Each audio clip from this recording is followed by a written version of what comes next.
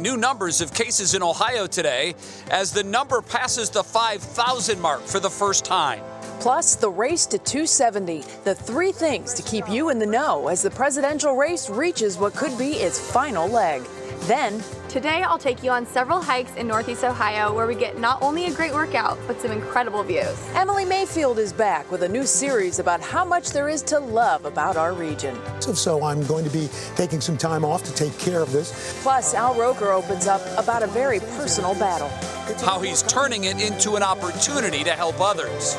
And the toys you love taking their rightful place in history. The big three getting enshrined into the National Toy Hall of Fame. What's new starts now.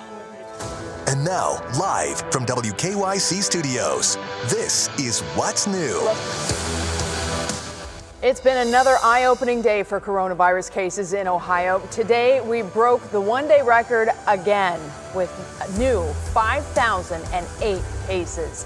That pushes our 21-day average just shy of 3,000. This is now unheard of territory, even in the entire scope of the pandemic.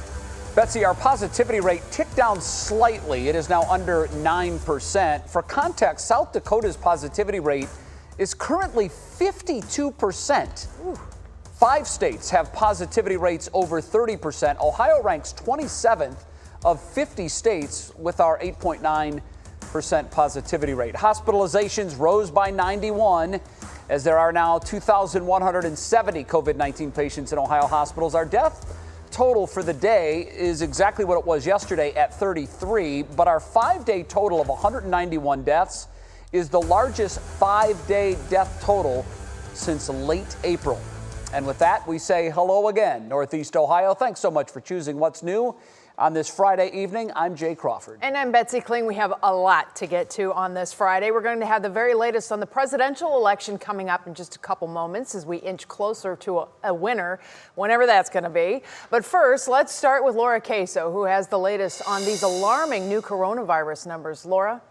Yeah, and today you talked about it, another record, and it's really not looking good for us. Once again today, just want to reiterate this, 5,008 new cases. It's the first time we've ever hit that 5,000 mark, an uptick from yesterday when we saw 4,961 cases. Of course, we also know that hospitalizations, we've set a new record there. And as far as deaths, they are also above the 21-day average. The average is 21. We're at 33.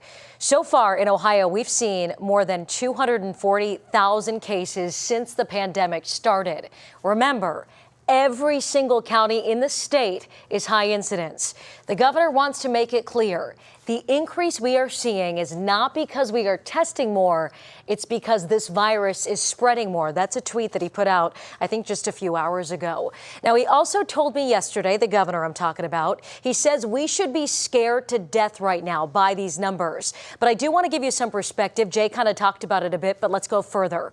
Other states are also seeing really high spikes. I mean, Illinois hit a record today with more than 10,000 cases. Texas is on its way to closing in on its 1 millionth case of COVID-19. 1 millionth case. So it's spreading everywhere. And we've talked about it. Doctors locally, they are worried for what's to come as we head into the colder months. So today, again, another record, Betsy, and not one that we want. And we did mention South Dakota, that 52% positivity rate. Of course, that was one of the states that the governor asked Ohioans not to travel to yesterday in the newest 7-state restrictions that he was advising. So certainly some startling numbers. Coming up in just a couple of minutes, we're going to look into the corner of Northeast Ohio, one of them that's really hurting from the pandemic. It's important not to forget them this time of year. Jay?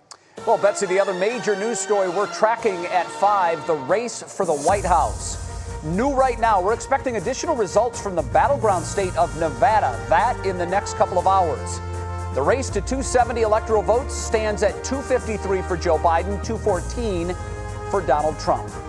And new this afternoon, election demonstrations in Washington, D.C. Supporters of Democratic nominee Joe Biden gathered there in the nation's capital. They are demanding that all votes be counted in this election as we watch scenes like play out all across the political spectrum. We're going to welcome in our Tiffany Tarpley, who has 3 big things you need to know about the race right now. Hi, Tiffany. Well, Betsy, first of all, we know that this race is tight. I mean, we are seeing democracy at work right now. We are watching it here in Cleveland. The nation is as well, and so is this world. So let's go ahead and take you through those three things that you need to know right now. At this point, the states that are key and are too close to call: Arizona, Georgia, Nevada, North Carolina, and Pennsylvania. President Trump needs to win at least 4, while former Vice President Joe Biden needs to win only Pennsylvania or any combination of 2 states. Biden is headed in Arizona, in Arizona, Nevada, and Pennsylvania, and is just slightly ahead right now in Georgia. But again, all of these states pretty too close to call at this point. President Trump released a statement this afternoon, again vowing legal challenges to the results to, quote, guarantee that the American people have confidence in our government. A source tells NBC News that they are hoping to get the state Supreme Court to hear a case over whether ballots postmarked by Election Day can be counted up to 3 days after Election Day. So Biden, he is planning a primetime speech tonight. He has said that he expects to win once the votes are counted. Biden has received more than 73 million votes, the most of any candidate in American history. Now, we've talked about it so much, this election being unprecedented, and we are seeing it happen now. But we all know, right? We're waiting on that electoral college. It is not about the popular vote, Betsy. It is definitely not, and we want to remind everyone, we here at WKYC do not make our own declarations. We are following NBC and Associated Press. They have a vetting process that we are in line with, and we will report their numbers and attribute them correctly as the evening goes on. So, Tiffany, still so much to come in all of this, but thanks for those 3 things. Jay? Betsy, this year's presidential election has left the nation divided, perhaps more than any previous contest for the White House. The evidence found in the passionate support for candidates on both sides of the aisle. But one family in Green worries it's fueling harassment that has left them concerned for their safety after they were awakened after Election Day by a shotgun blast aimed at the anti-Donald Trump sign hanging in their front window. They opened up only to 3 News today. Be it nails in the driveway, valve cores missing out of tires, burglary, spray painting inside the garage, windows being shot out. Latest was the meter for the electrical coming into the house going missing, and that was this morning. I've gone to bed for the last couple nights worried for the safety of my family. I don't know if I'm going to have to wake up in the morning to see damage to one of my vehicles, the house, or worse. I'm scared he's going to try and break in at this point. The Watsons say they believe a neighbor is behind the attacks. They don't have proof of that, though. The Summit County Sheriff Department told 3 News they're investigating all the incidents at the home, but have not yet identified a suspect. We'll have more on the Watsons' exclusive interview with 3 News coming up at 6 on What Matters Most. And Betsy, that story can definitely leave viewers with a bad taste in their mouth, but we had a story earlier this week on What's New. It came from Wisconsin. You may remember it. It was the gentleman that had his Biden sign stolen from his front yard. His neighbor, a Trump supporter, went out and replaced that Biden-Harris sign for his neighbor. So acts of kindness and humanity are out there, probably more prevalent, actually, than those that we just heard of. And we have to remind ourselves at this time that there are more stories like this than the first. There are, certainly, and hopefully folks don't get caught up in the negative. It's time for positivity. Hopefully going forward, we're going to be able to do more of that. You know, politics probably not going to be part of the conversation this year at Thanksgiving, right? That is now less than 3 weeks away, believe it or not. But this year, many people won't be celebrating the way that they have in the past because they simply can't afford to. Brandon Simmons explains how charities are struggling to fill the gap and how you can help. It's no secret charitable giving is down, but recent survey data released by the Ohio Attorney General's office shows charities are faring worse than we may think during a time when the need is greatest. That when you give hope, you actually get hope. So you'll see that in return. Volunteers at the Cleveland Hope Exchange have been helping families throughout the pandemic, providing the basics month to month and serving those in need, despite having fewer donors and volunteers. There's definitely been a drop in giving overall. I think people are confused, they're scared, they want to help, and they don't necessarily know how. The Summit County Salvation Army kicked off its Red Kettle campaign with a drive-through event yesterday, looking to raise $300,000 this year, a year where the number of meals given out at its food pantry has quadrupled.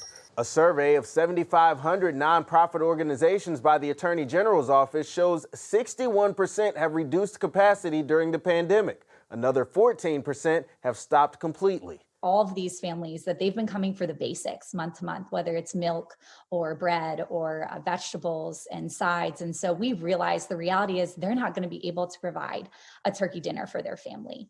And that's where you come in. The Cleveland Hope Exchange is looking for sponsors to help provide at least 1,500 meals for the holidays. Families will be able to pick them up at one of 3 drive-through events similar to Hope Day events they've been hosting all year. Here in Cleveland, we want to support that family unit by bringing them together during the holiday season. And if you can't make a donation, simply volunteering can help too, no matter what organization you choose to support.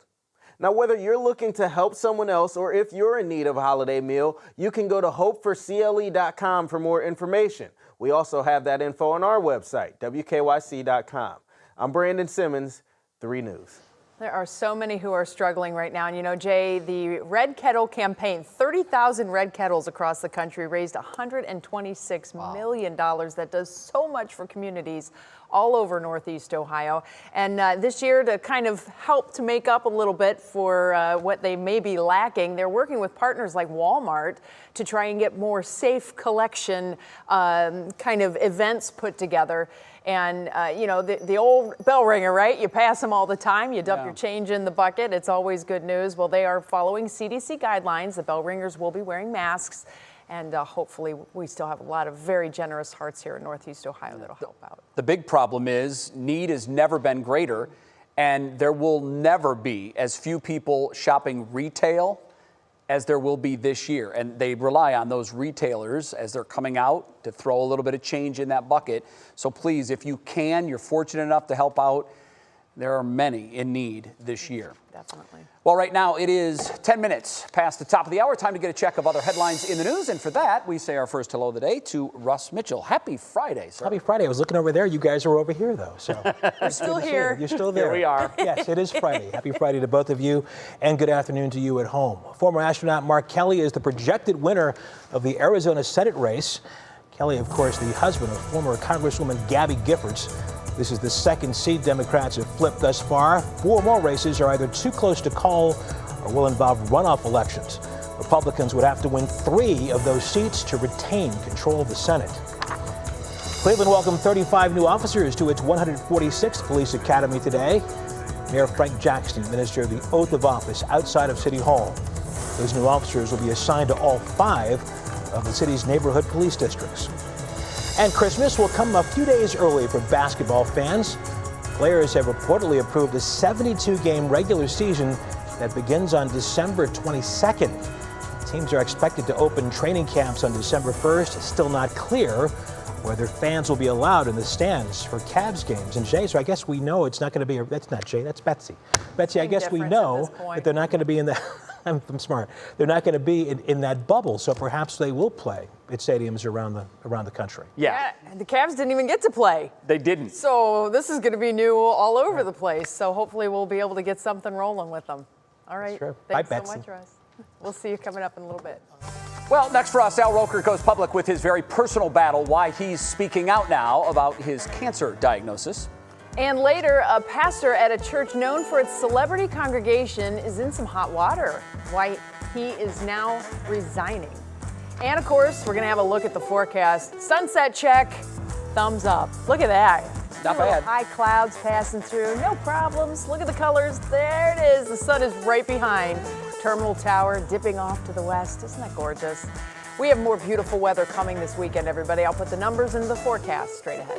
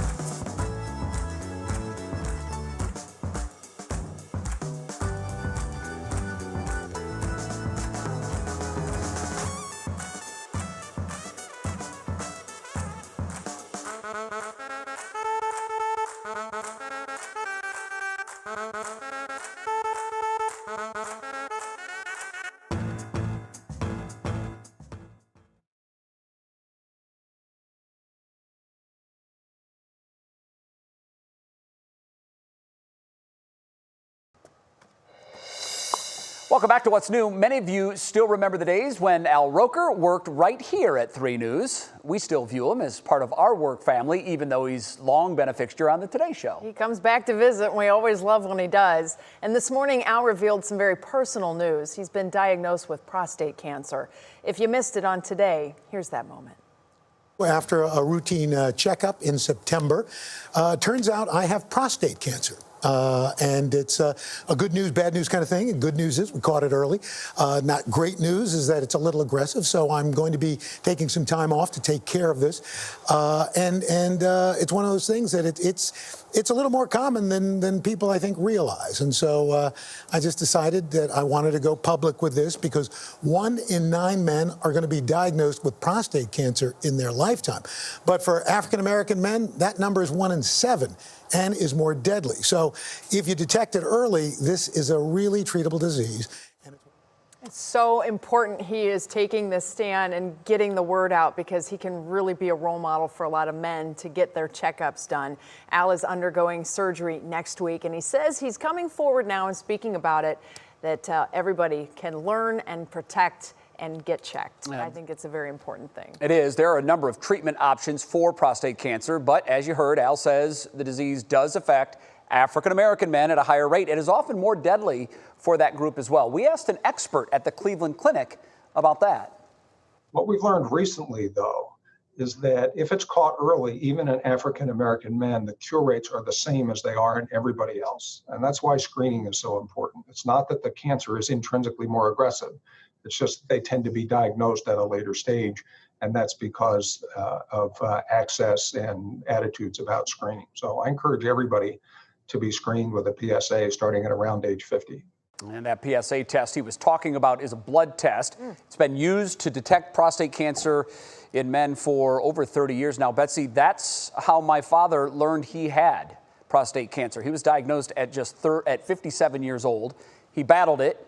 He beat it before the cancer came back and finally claimed him.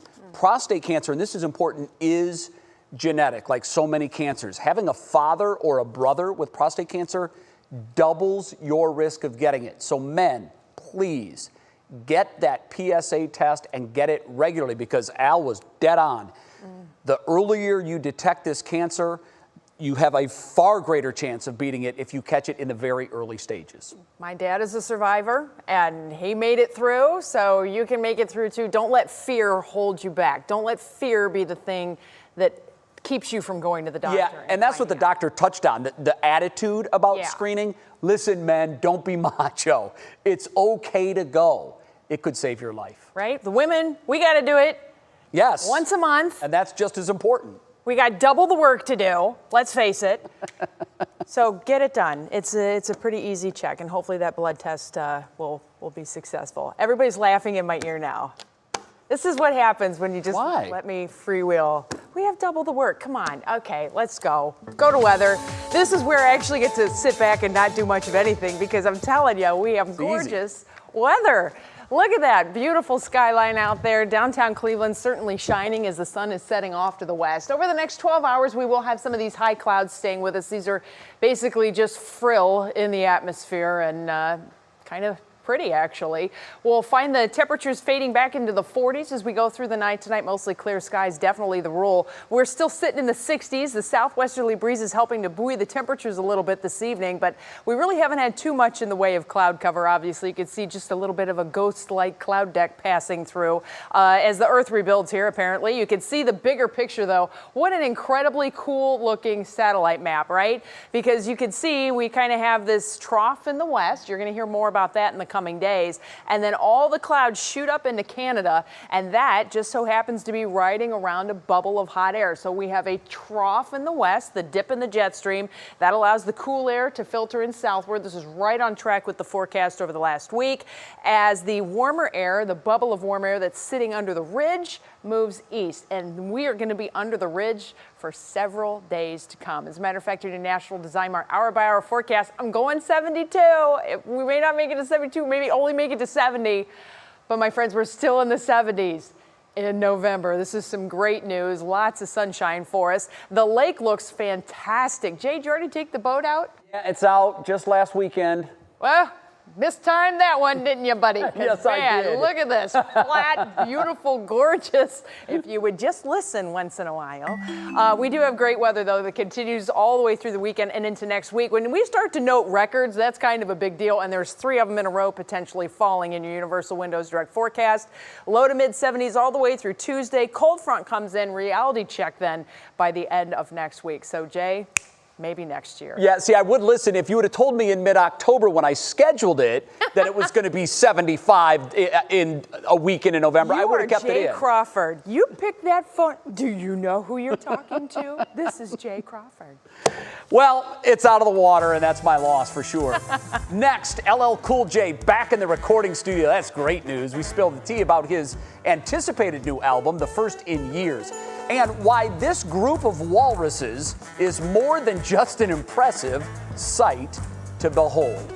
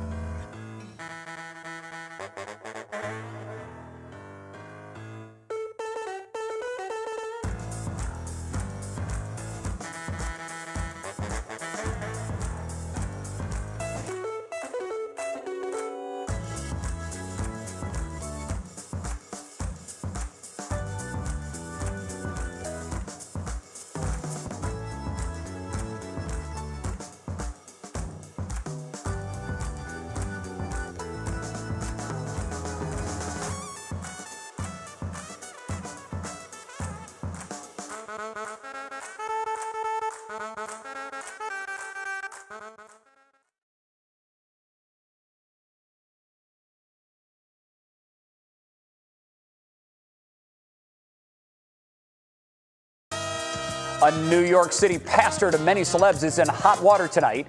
Crazy drama in the new season of The Bachelorette. And at 52 years old, LL Cool J is at it again. Kiara Cotton has all the details in our Daily Pop Break.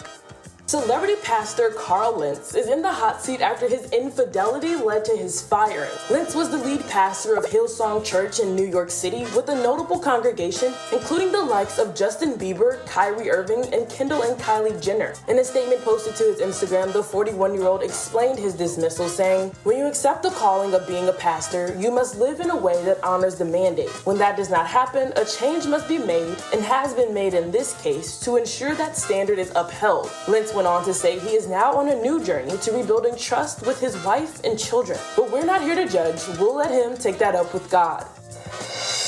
Fans of The Bachelorette finally got the clarification that they've been looking for during last night's show. After just weeks, Claire made up her mind and chose Dale Moss, with 16 men still vying for her heart. Dale got down on one knee and proposed, which Claire accepted.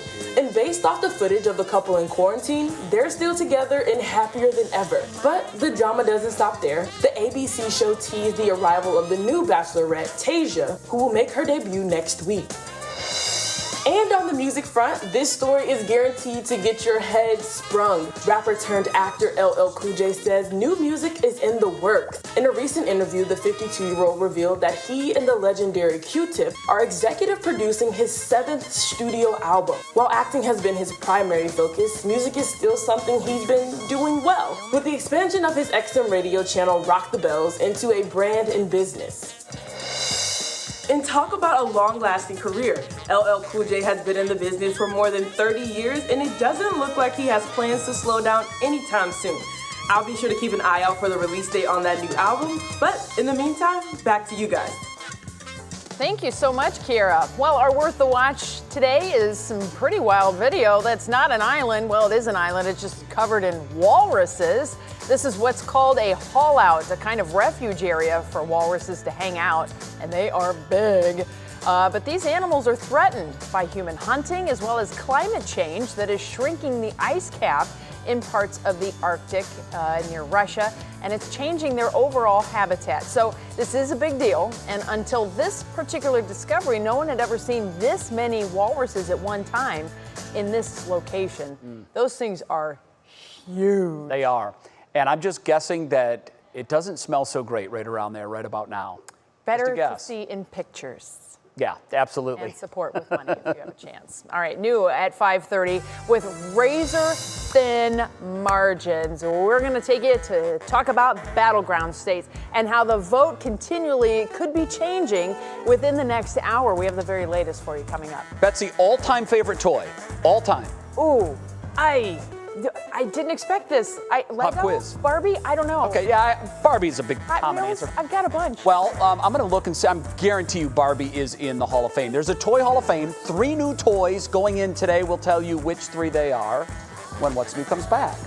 And it's that time of the year. Whether you like it or not, Christmas is on the radio. A local station flipped the switch today.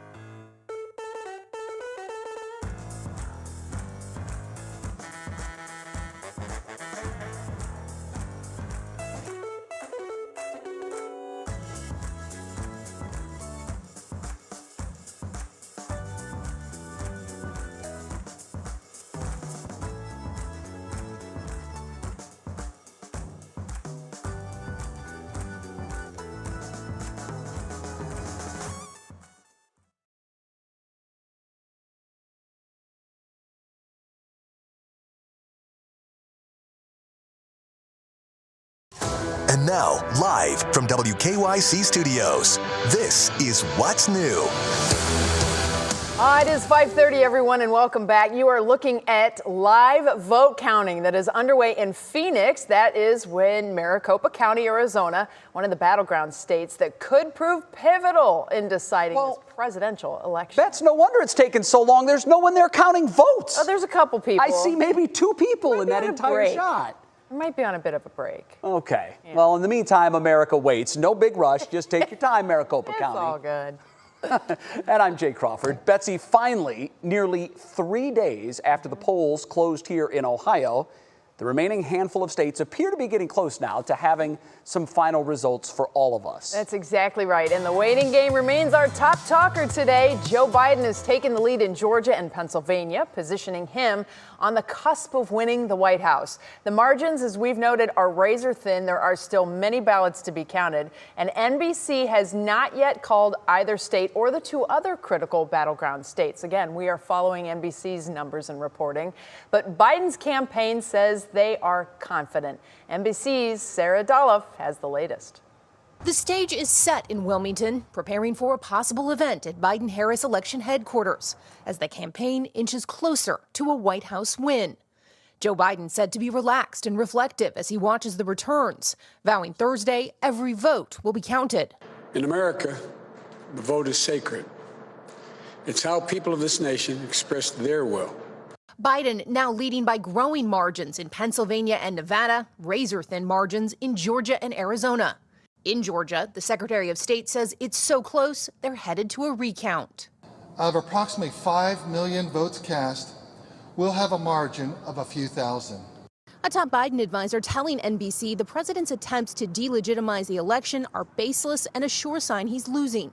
The final decision, however, could ultimately be decided in the courts. Still, the Biden campaign is growing increasingly confident as the final votes are tallied. Biden is reportedly preparing to possibly address the nation tonight, a speech an aide says would focus on unity, healing, and coming together as a nation. In Wilmington, Delaware, Sarah Dolph, NBC News. Sarah, thank you very much. The ballot counting is leading to protests around the country. We showed you some of that earlier involving some Biden supporters.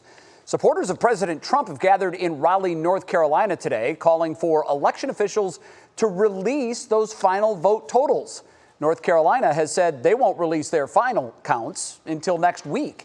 Similar scenes playing out in places like Wilkes-Barre, Pennsylvania, as well, calling for more transparency. That's what we want, Betsy. We want transparency and ultimately a winner. I think that most Americans can agree on this. We want a system that we can trust and that we believe will give us the candidate that most Americans voted for. And right now, I believe we have that. It certainly is up to President Trump and his lawyers to prove anything other than that.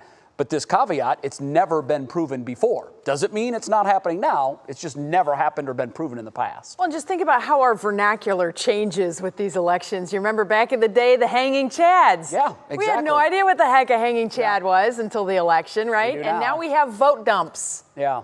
What is a vote dump? Well, now everybody knows that's when those numbers come in, and we have been watching that so closely, and we will continue to report to you the AP and NBC's numbers accordingly. Yes, we will. Right now, 4 minutes past the bottom of the hour. That means it's time to go to the newsroom. That's where Laura Queso is standing by. She has a look at some of the other top headlines making news at the bottom of the hour. Hi, Laura. Hi, Jay. Yeah, well, the rest of the world is also watching and waiting to see who will win the U.S. presidency. In Ireland, many are pulling for Joe Biden, where the former vice president claims ancestral roots. In Taiwan, the government leader there is saying it will maintain a strong relationship with the U.S. no matter who wins this. Turkey says its government considers relations with the U.S. to be, quote, above party and politics.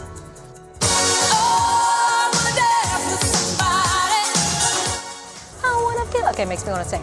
Well, guess what? Whitney Houston is just one of the artists being inducted into the Rock and Roll Hall of Fame tomorrow night.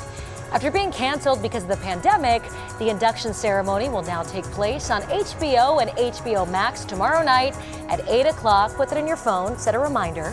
This year's inductees include Depeche Mode, the Doobie Brothers, 9 Inch Nails, and the Notorious B.I.G., among others. We'll keep you covered with our WKYC.com live blog as well. And Santa will return to 3 local malls this holiday season, but At a safe social distance, of course. St. Nick will be at Belden Village Mall, Great Northern Mall, and South Park Mall starting November 21st through Christmas Eve. All three malls are strongly suggesting families make a reservation. Some walk-up times will be available too, as space allows. Masks are required though, and cleaning, we're told, will be done in between those visits. I don't know, I already put up my Christmas decorations, so I'm ready for everything, all of it. You know what? I saw that yesterday, Laura, and kudos to you. Normally, I like to wait until the day after Thanksgiving. Me too. But this is 2020, and I think we could all use a little good cheer. And because of that, I'm going early this year, too. Yeah, you know, my husband said... I am into it, yeah. My husband said he was embarrassed that made the news yesterday. He's like, you just look crazy. And I said, no, this is 2020, buddy. Yeah. Anything goes. You have a pass to put up your Christmas decorations early in 2020. Laura, thank you so much. We will see you 24 minutes from now, top of the hour, What Matters Most. You got to take advantage of the weather we have going on to get those decorations up, That's the main reason. I ran a lot of extension cords outside today getting ready for outside lights. Another thing to talk about this time of the year, of course, speaking of Christmas, toys. Have you ever walked into an antique store and you see toys that you played with? Oh. Ouch, that's a tough one, right? Well, what about the Hall of Fame?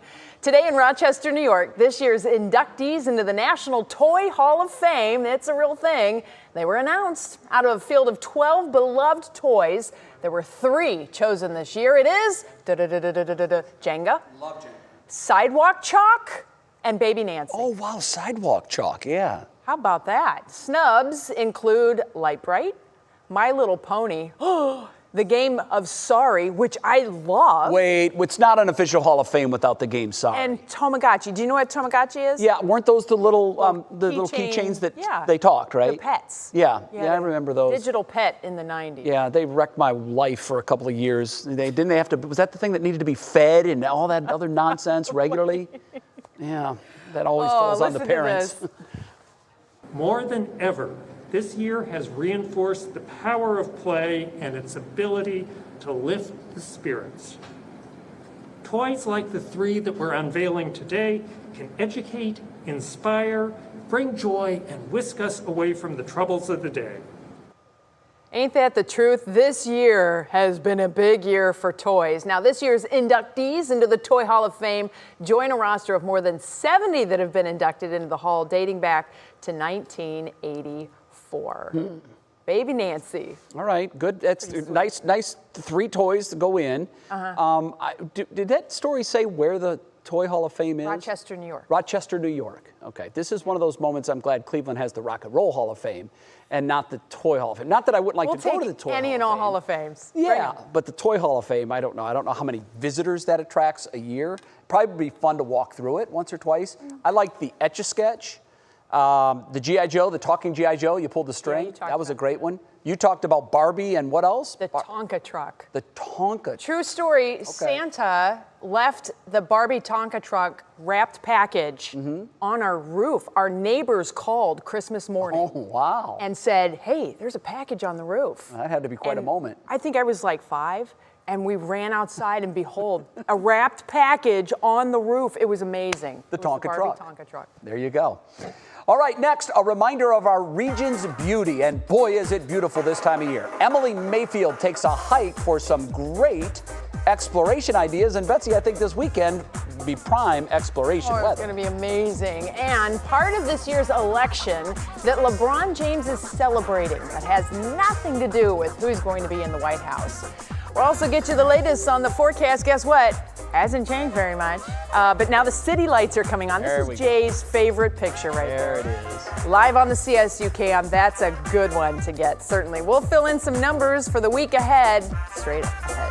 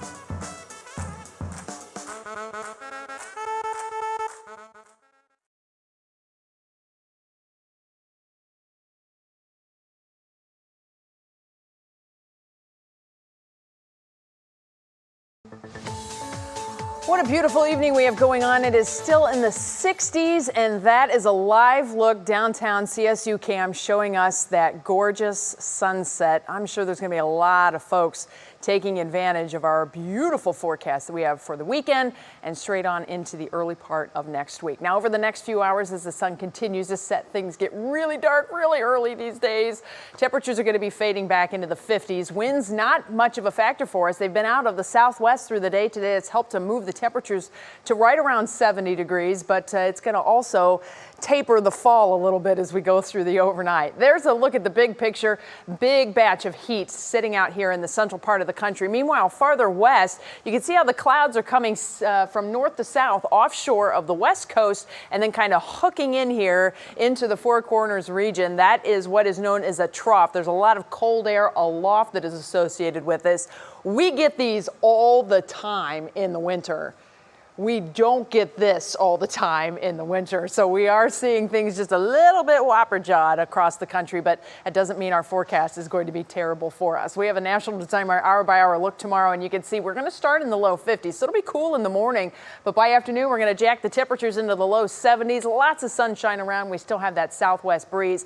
If you're lucky enough to be able to get out on the lake, and I know the Fisher folks are still out there. There were a ton of boats out. What was it, last Saturday before the fall? On Halloween, but south to southwest winds 9 knots, waves at about 1 foot or less. I think it should be pretty much glass-like close to shore.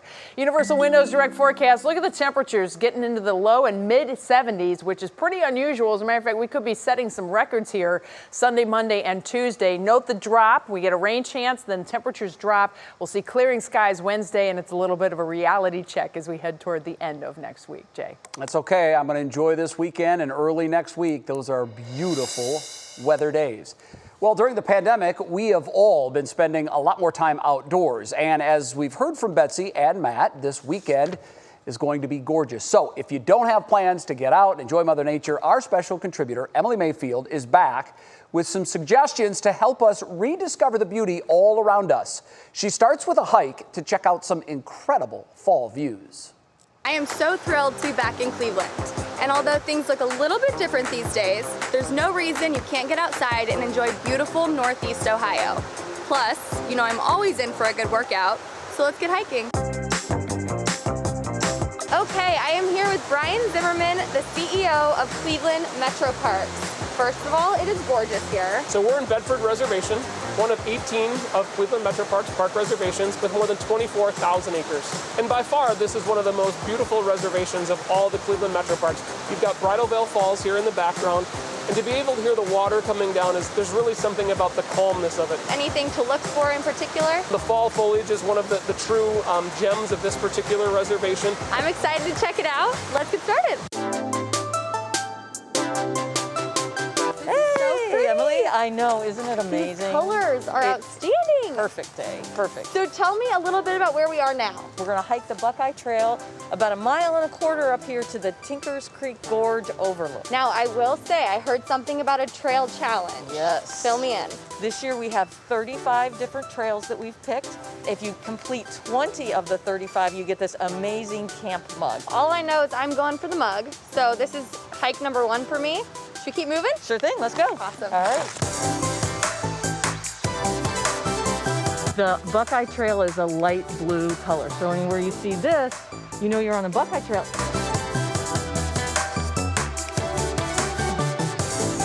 This is one of my favorite trees, the tulip tree. When you come to Bedford Reservation, make sure you check out the Tinkers Creek Scenic Overlook. Check this out. Thank you so much. I had so much fun, and I am seriously in awe of how gorgeous this is. So I will absolutely be back. You're most welcome. It was great to meet you. Thank you. Bye-bye. Northeast Ohio is not only home to our fantastic Metro Park system, we're also lucky enough to have the Cuyahoga Valley National Park right here in our backyard. This is my first time at the National Park. Right. Tell me about it. Well, you're in the middle of 33,000 acres right now, 51 square miles of national park. So rumor has it you have over 125 miles of hiking trails. No matter your speed or your preference, you probably can find something here. All right, well, I cannot wait to check it out. All right, let's head on out.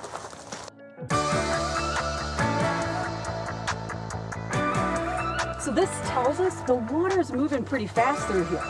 Let's go in.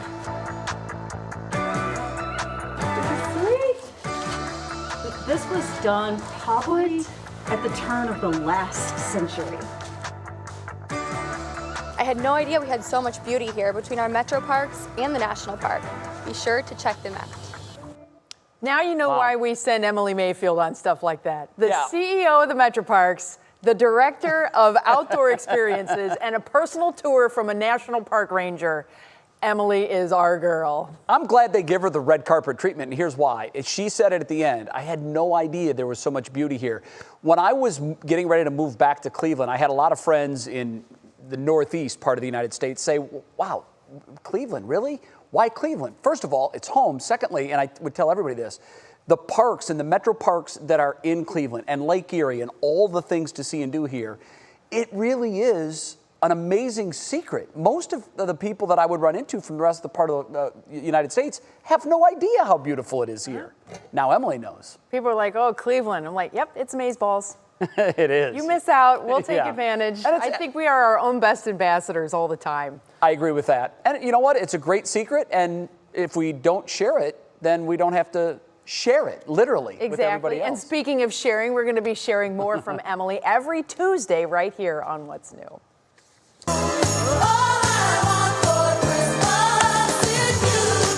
Yep, get ready to hear it. That's like the most popular Christmas song ever.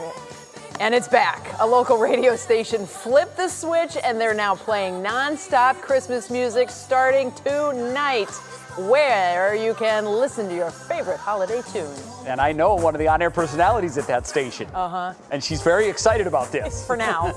Yeah, for now. I'll talk to her in mid-December. Then, this little boy is absolutely must-see TV. This kid's incredible.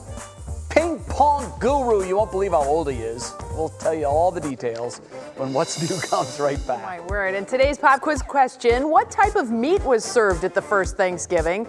Turkey, buffalo, or venison? Ooh. The answer when What's New returns.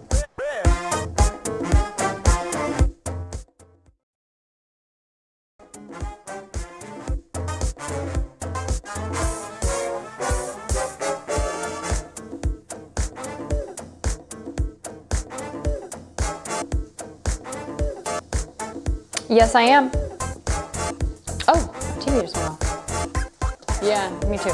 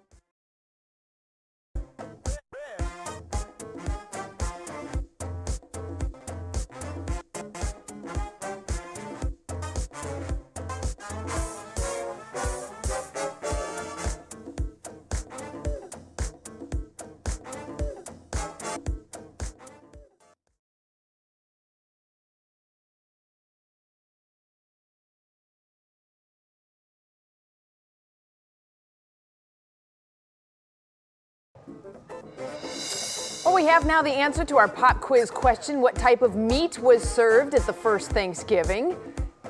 Anything? Anybody? I know turkey was not, so I'm going to go venison. Okay, venison, it is actually. There's no evidence that turkey was eaten at the first Thanksgiving, but it was in a Pilgrim Journal that the Native American guests arrived offering 5 deer. No word on if it was venison chili that they had, which Probably is not. delicious. Yeah. All right, it's time now to see what's clicking in Cleveland. For that, we're going to bring in our digital anchor, Stephanie Haney. And Stephanie, the election obviously in the spotlight, and there have been so many celebrities who've been a voice for this year's vote. That is true, Betsy. And yes, there are lots of questions still out there about the election, but one thing is for sure, LeBron James is very happy about the black voter turnout. He posted this video today to celebrate. Black vote in Detroit is highest than it's ever been. We've gone from picking cotton to picking presidents.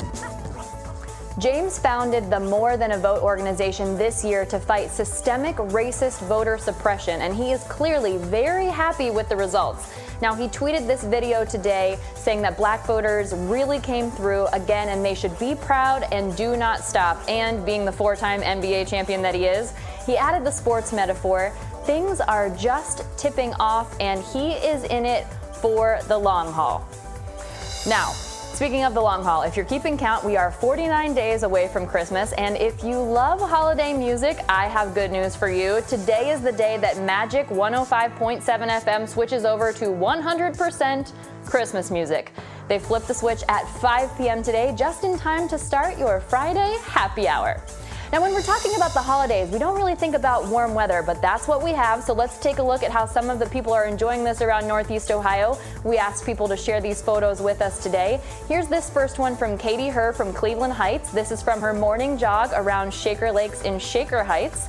And here's another one from Sherry Spira. She snapped this photo of the leaves changing and clear skies while walking around in Beechwood. Send us those photos through the weekend, everyone. You can do that in the WKYC app. Beautiful weather, Betsy. Holiday music. I have been overruled. It is time. I'm going to have a dance party this weekend to all of the holiday music. It's going to be a great one. I'll tell you what, I do sneak a peek. Like, I will completely admit, I do turn the radio over and I'll be like, oh, that's nice. Okay, wait, I'm not ready yet. So hopefully everybody's going to be just kind of getting in that holly jolly spirit. Thanks, Stephanie. Have a great weekend. Thanks, Betsy. Still ahead on what's new, this little dude has some mad ping pong skills, just how old he is now and when he started playing the game. And coming up in a few moments on What Matters Most, Roku users. Scammers are now targeting you. We have all the information on the latest effort to steal your money and information.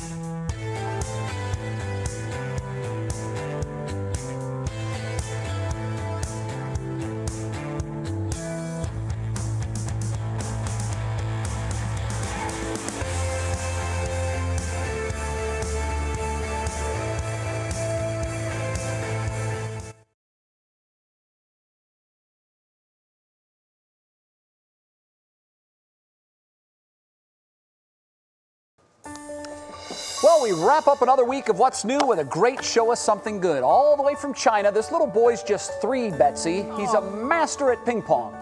Grandma taught him at 1 year old. They'd play on a coffee table. Now he's upgraded to the real thing. Look at him go.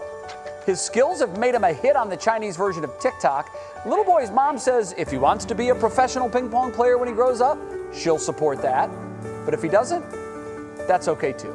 It's one of my favorite scenes in Forrest Gump, the movie, when they're just wailing the ping pong back at each other. I love that. Computer-generated graphics at its best. Absolutely. We're out of time. You know the drill. We're back Monday at 5 for another episode of What's New. We certainly invite